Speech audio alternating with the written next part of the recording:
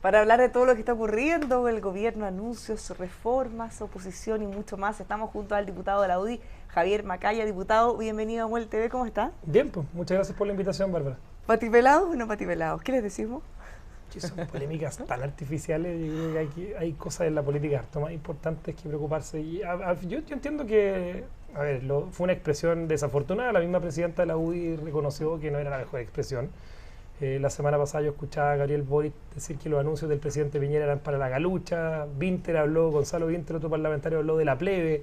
Ayer la presidenta de la UDI habló de los patipelados. Es como decir, ya, o sea, no es una expresión ninguna de las expresiones son muy afortunadas para referirse a la gente. Pues, pero creo que la política tiene harto más importante que estar en el fondo quedándose en una palabra chiquitita, separándola, enmarcándola. Pero el factor común de todo esto y fue trending topic, fue la palabra sí, patipelado. El concepto más visto. Hashtag soy patipelado, exactamente. seamos patipelados. Y salió Belolio también con a bata pelada ayer en el Congreso, una broma por ahí. Bueno, yo creo que ya, no va para tanto. Pero todos estos ejemplos que me acaba de dar, diputado, de alguna manera reflejan una molestia que tienen los diputados respecto a las críticas que le están haciendo desde afuera, más allá de que sean patipelados o no. Yo no sé si molestia, yo creo que uno cuando está en el Congreso y en la política sabe que está en una especie de pecera, todo el mundo te mira y tenés que estar dispuesto a las críticas, o sea, es parte de esta pega y el gran desafío es tener la capacidad de empezar a hablarle con mayor empatía a esa gente, así que yo creo que expresión media desafortunada, broma al margen, trending topic y todo esto, pues yo creo que no da para mucho más.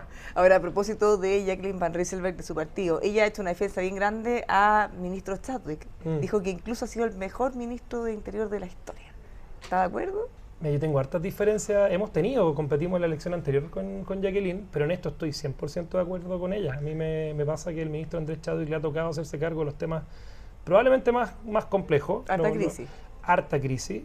Los temas de seguridad, sin lugar a dudas, están en el primer lugar de prioridades para los chilenos en términos de lo que significan los portonazos, la delincuencia, la sensación de que todavía no se ha sido capaz de controlar este flagelo.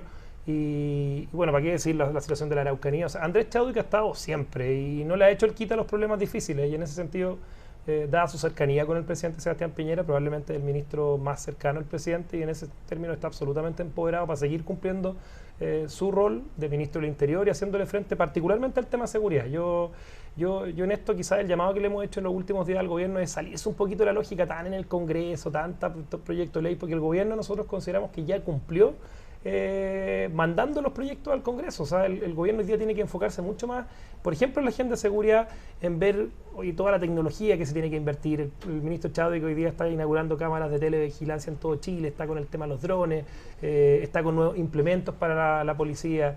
Hay que ver la situación carcelaria. Fíjate que medidas no legislativas son demasiado potentes y no se conocen tanto, no se han visibilizado tanto. Yo veía que estuvo el ministro Larraín acá, entiendo ayer. Hay un plan que se llama Más R, que habla de cómo hacemos que nuestra población carcelaria se rehabilite de mejor manera trabajando. Esto que en algún momento pareció como una idea dura así de política carcelaria, que los presos trabajen.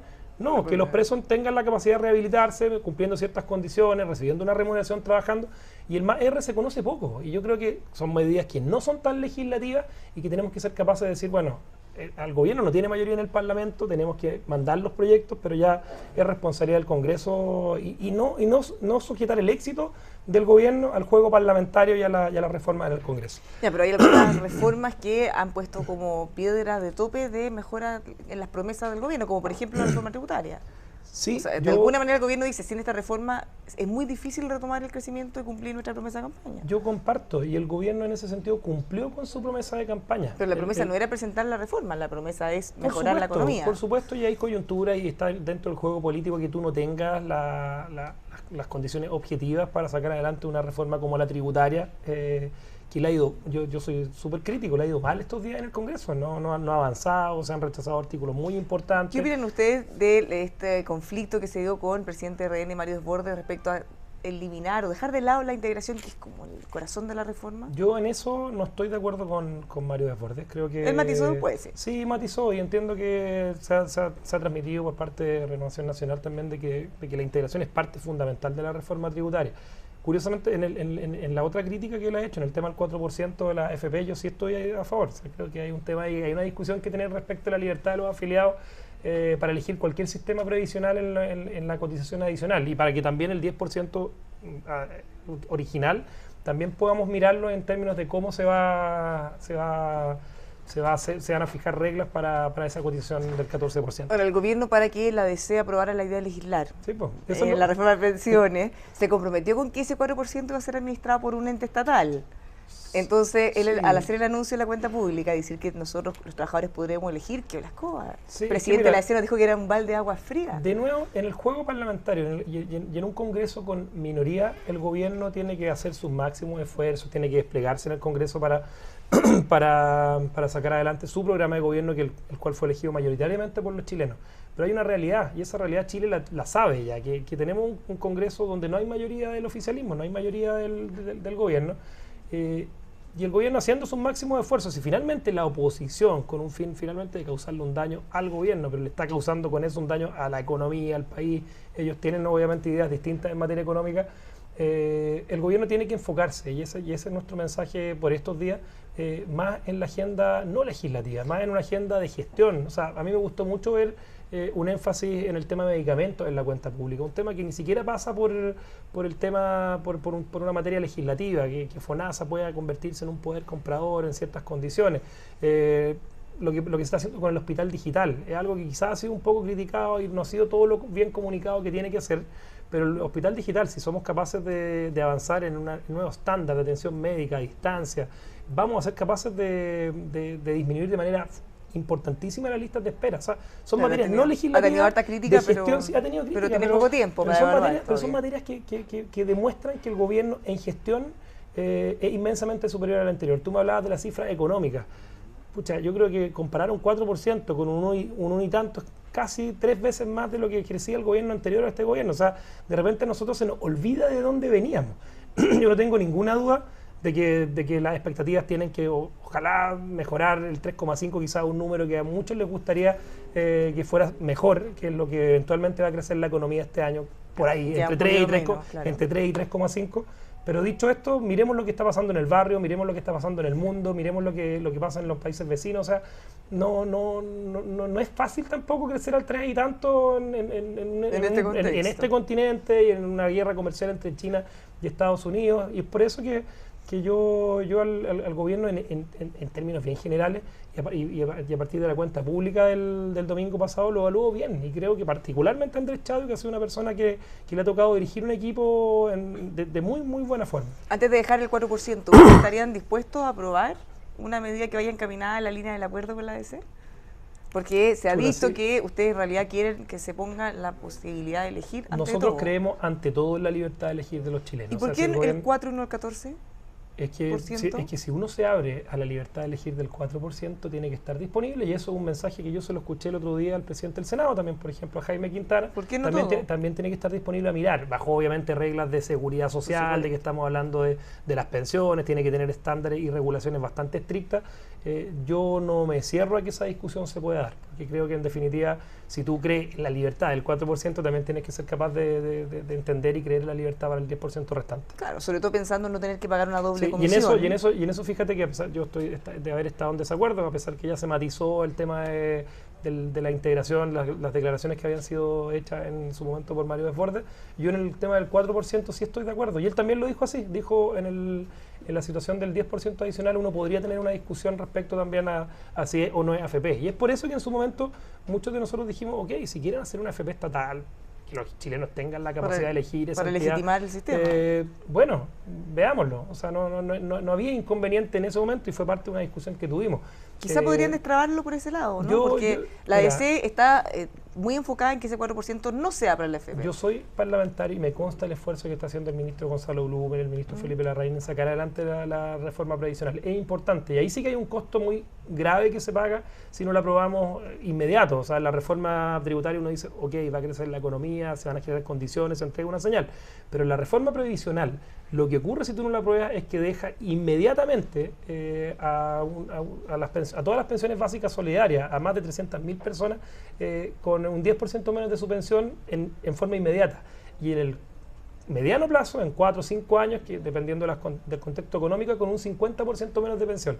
O sea, está hablando de una persona que hoy día gana 108, 107.000 pesos, que va a pasar a ganar 160.000 pesos. O sea, está hablando de una cuestión de verdad, el que se quiera hacer cargo de eso, y si la oposición, la izquierda, se quiere hacer cargo de eso, que lo hagan. Es la reforma previsional, es la reforma que ha puesto más recursos encima de la mesa en régimen en la historia, en la historia de Chile. Y solamente hacer la comparación, cuando la reforma de la presidenta Bachelet se aprobó en el 2008, entró en régimen en la práctica el año 2010, o sea, en el año del gobierno del presidente Piñera. Por lo tanto, si tú lo miras en números, esta es una reforma demasiado potente que la izquierda yo creo que pagaría un costo muy alto si finalmente la termina rechazando. Va a ser una discusión bien dura. Una discusión bien dura. Cambiémonos de tema, hablemos del Contralor. Ha habido mucha crítica, mucho problema, conflicto al interior, ya sea por algunas medidas que el Contralor ha tomado. Con la subcontralora las relaciones están totalmente tensas. ¿Cómo ven ustedes, incluso miembros de su partido o ex miembros de su partido han hecho críticas desde municipalidades súper duras también? Yo creo que el Contralor se ha manejado mal, no tengo ninguna duda, pero es el Contralor. Y en eso, o sea, y cuando digo pero es el Contralor, lo digo en términos de que son las reglas. Son las reglas, él fue elegido bajo ciertos estándares, salvo una situación muy excepcional. No es posible revocarlo, no es posible removerlo de su cargo, salvo que uno presente una acusación constitucional o él renuncie. Y en esos términos yo creo que las relaciones con la Contraloría tienen que mejorar. Es la persona que está a cargo, es la entidad que está a cargo de la toma de razón de los decretos del Ejecutivo, de la fiscalización de los actos de gobierno en términos económicos, de la contabilidad, de la situación de los municipios, de la revisión de los municipios también.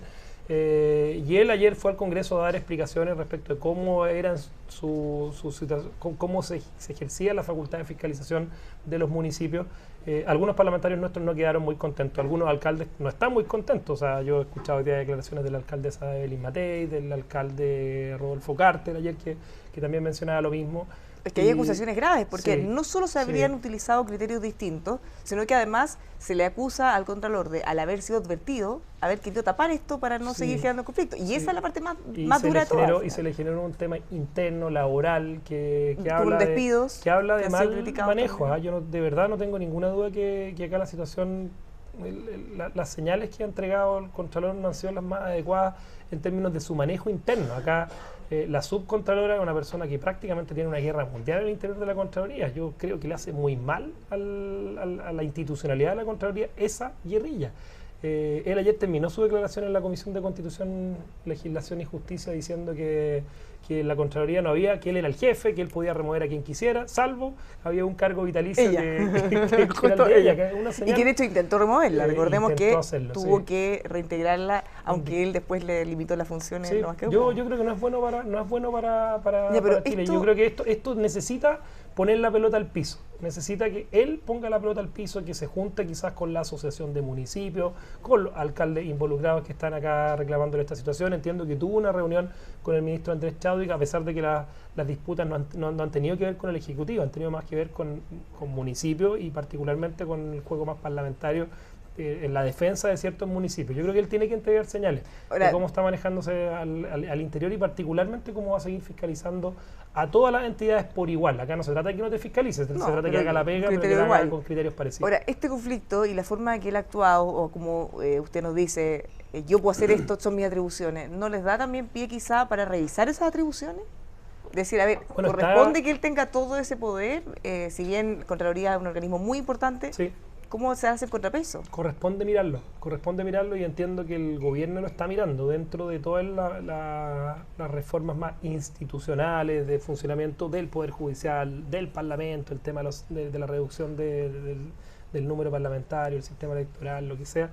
También hay una mirada de lo que está pasando en la Contraloría y esa mirada tiene que ver hay un anteproyecto, yo he visto algunas ideas que se han esbozado sobre esto que tiene que ver con generar un órgano más colectivo, más colegiado, un organismo donde hay un consejo que tome las decisiones, no solamente que esté canalizado todo el poder en una persona, que sea también removible probablemente la figura o que tenga el Contralor o este consejo la capacidad de tomar decisiones en el ámbito laboral que no supongan un entorpecimiento a cómo se está realizando el trabajo, porque la situación de la subcontralora no también exactamente todo el poder en una persona. No concentrar todo el poder en una persona y tener un organismo más colegiado. Es parte de las reformas que se están mirando y entiendo que el ministro Andrés Chadwick fue parte de la conversación que tuvo con el Contralor el lunes o el viernes pasado, no me acuerdo cuándo, el lunes parece que se contó. Por lo menos están en eso. Sí, están en eso. Cambiémonos de tema porque Vamos. nos queda poquito tiempo. Proyecto para rebajar la cantidad de parlamentarios. ¿Qué les parece a ustedes? ¿Fue ovacionado el presidente cuando lo anunció?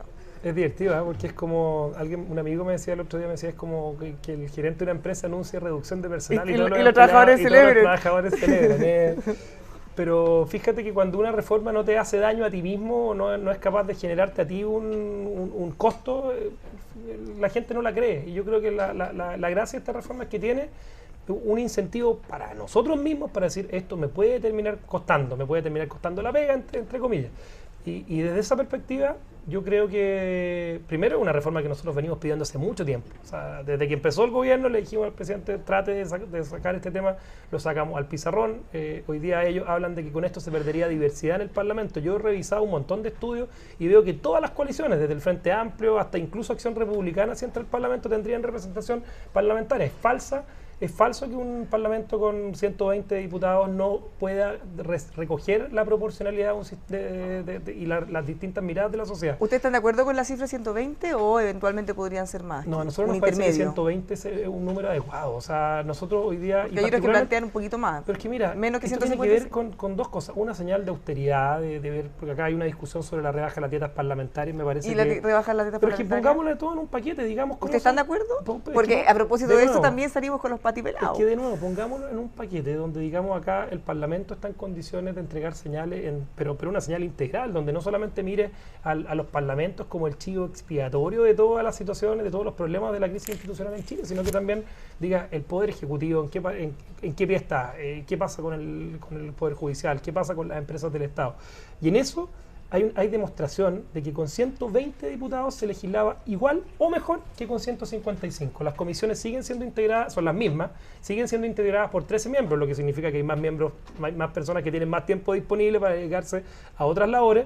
Tenemos proyectos que llevan urgentes, que llevan durmiendo, que no se han apurado, y no porque tengamos más parlamentarios hemos sido capaces de mejorar la calidad de nuestra legislación. Y es por eso que nosotros creemos que... ¿Cree que tiene posibilidad de ser aprobada esta reforma? Es difícil. Considerando que son... es difícil porque tiene un quórum alto, pero de nuevo, en este tipo de cuestiones acá también muchas veces tienen que ver con las señales que tú le entregas a la ciudadanía. La UDI ha estado desde el día 1 muy detrás, muy cuadrada con reducir pero desde la oposición... Y esperamos que tengamos la capacidad de convencer a todo el ambiente político en el camino. Desde la oposición algunos los acusan de querer volver al binominal o de querer dejar fuera... Mira, yo a ellos les digo, miren una comuna como Ollagüe, en Antofagasta, en la región de Antofagasta. Tiene 300 habitantes y tiene 6 concejales. Es un sistema proporcional como se eligen los concejales. San Fernando tiene 70.000 y tiene los mismos 6 concejales. O sea, tiene que ver obviamente con la distancia que tú tienes con tus electores, pero no va a ser tan dramática tampoco. O sea, estamos hablando de 120 parlamentarios.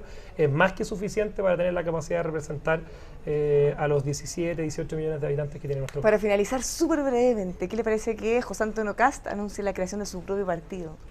Se veía venir, es una noticia quizás relativamente ya sabía, y hay que hacerse cargo de eso. Y probablemente quien ¿Ustedes están de acuerdo con incorporarlos a la coalición, pensando ya en las próximas elecciones presidenciales, por ejemplo? Yo creo que ¿O están pensando tiene que entregar una opinión sobre eso, porque él ha dicho que quizás, y yo lo he visto quizás informalmente, que pueden no estar las condiciones dadas en Chile Vamos para incorporarse, porque se dio un traje a la medida quizás para, no sé, Joaquín Lavín o algún candidato de Chile Vamos. Yo tengo la impresión de que la diversidad de Chile Vamos hoy día es tal, que va desde la UDI hasta el Evópoli, el PRI. ¿Hay espacio para Partido Republicano? Es que en la medida, obviamente, que se someta a ciertas reglas del juego que tienen que ver con el trabajo en Chile Vamos. Si eso es así, si él está disponible, él es una persona que fue 12 años parlamentario de la UDI con ideas bastante parecidas a las que defienden muchos parlamentarios de la UDI hoy día. Él ha cambiado un poquito su discurso también ahora que tiene un nuevo movimiento, un nuevo partido, pero yo no creo que sea incompatible. Yo creo que parte de o sea, hay un bien superior muy importante, que es que nuestras ideas sigan siendo representadas en el gobierno, y en eso él también tiene que tomar una decisión respecto de cómo va a jugar su partido, su nuevo movimiento, un rol en que sigamos siendo gobierno. O sea, si él lo hace desde afuera, quizás con un afán de causar algún daño a nivel parlamentario, presidencial, va a ser un problema, pero también yo creo que él tiene que contarlo un poquito más. Yo no lo he escuchado explicar cuáles son sus intenciones, cómo lo está viendo esta intención de convertirse en partido, pero en la práctica yo creo que Chile Vamos, con la actual diversidad, admite perfectamente más visiones y que tengan por fin mantener a nuestro sector en el gobierno. Muchas gracias, diputado, por acompañarnos en EMOL TV. Muchas gracias por la invitación. Los dejamos invitados a que sigan revisando nuestros contenidos en emol.com.